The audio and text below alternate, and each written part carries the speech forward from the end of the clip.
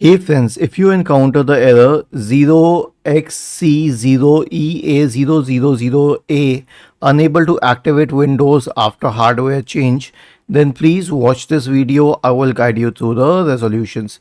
Now the first solution is to run the activation troubleshooter. And where do we find the activation troubleshooter? So if you are encountering this issue, then the activation troubleshooter will be right there. You simply need to click on this. The next solution is to restart the Windows Time service. Search for services in the Windows search bar and click on services. Now scroll down to the Windows Time service.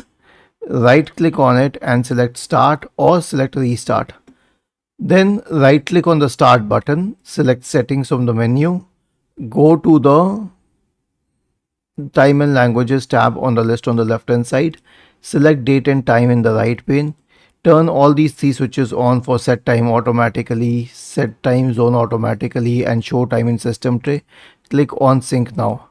And lastly, you can contact Microsoft support. How would you contact it? We have a separate video on this. Please search on our channel. You'll find the method to contact Microsoft support. Was this helpful? If yes, then please subscribe to the channel, and if not, then let us know in the comment section of the video on how we could help you further. Thank you for watching this video and have a nice day.